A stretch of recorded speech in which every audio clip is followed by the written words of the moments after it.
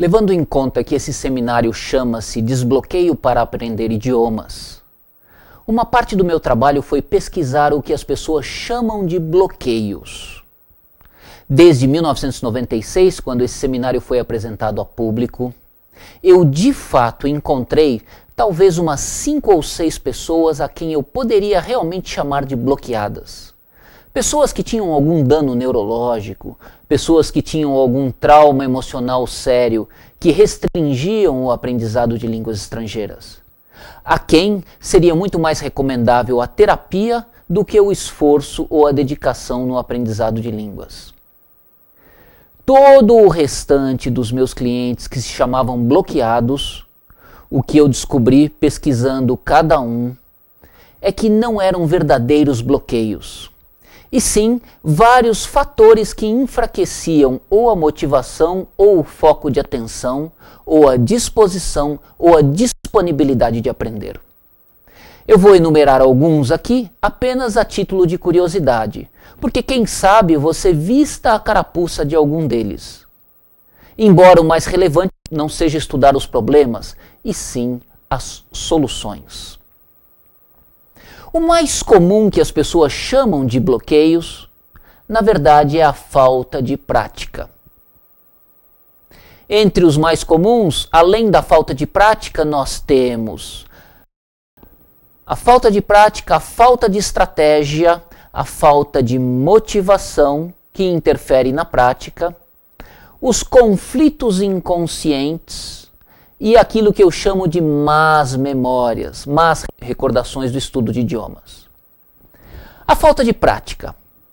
As pessoas, de acordo com o nosso modelo educacional, são expostas ao idioma estrangeiro no ensino fundamental e no ensino médio desde tenra idade. Estudam durante 6 ou 8 anos a língua estrangeira, às vezes tiram excelentes notas na escola e quando precisam não conseguem utilizar, pensam que são bloqueadas. Isso frequentemente também acontece em escolas de ensino de línguas estrangeiras.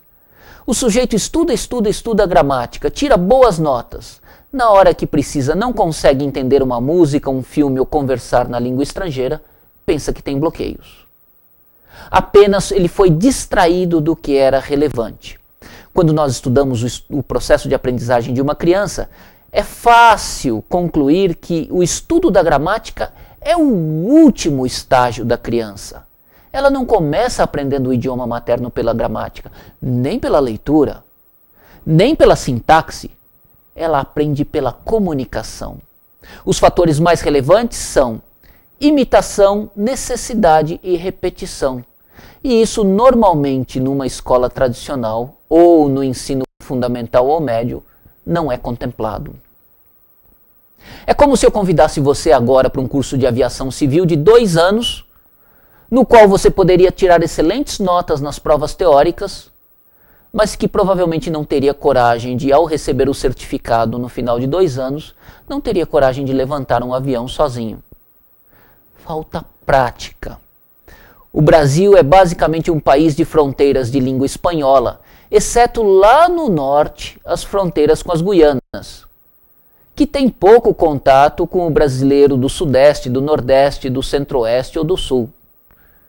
Todos os outros ou não têm fronteiras de língua estrangeira ou são de língua espanhola.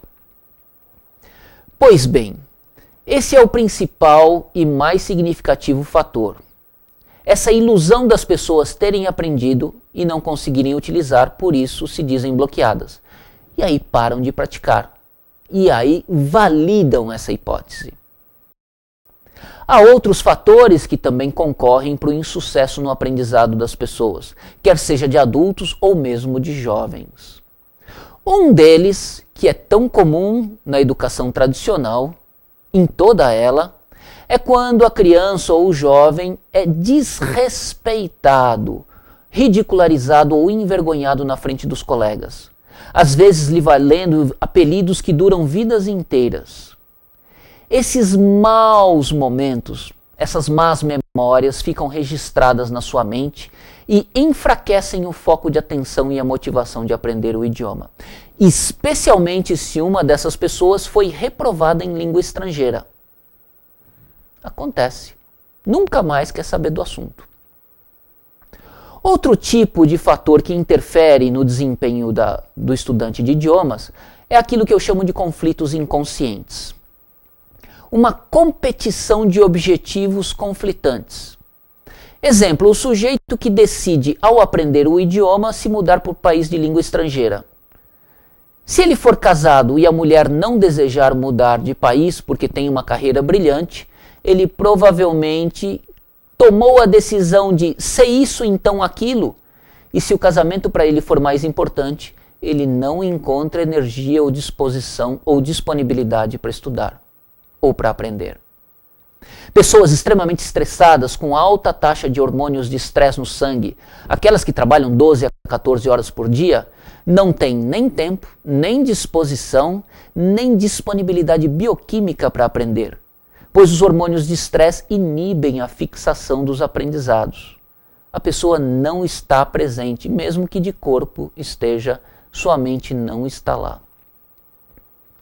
Outros fatores de conflitos, como por exemplo, as vítimas da ditadura e os filhos das vítimas da ditadura, pessoas que lutaram contra aquilo que chamavam de imperialismo inglês ou cultura dominante, que lutaram contra o modelo de americanização do ensino brasileiro, contra o modelo anterior, que era de origem francesa, essas pessoas não se submetiam culturalmente a tais países e, portanto, não aprendiam a língua.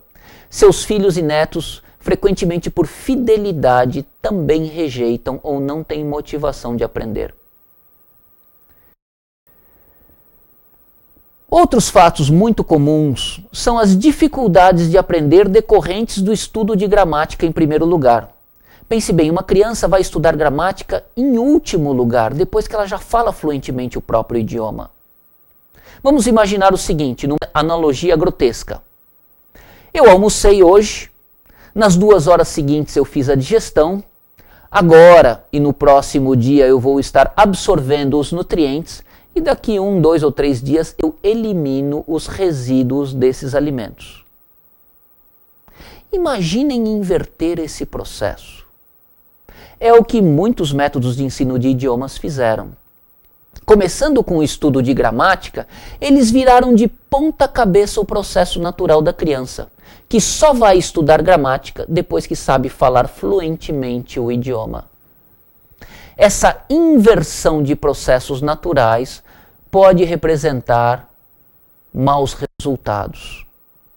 Começando pelo fim, onde ele vai chegar ao começo? Outros fatores concorrentes na motivação de adultos.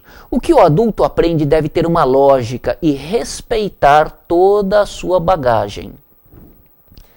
Deve ser imediatamente utilizável.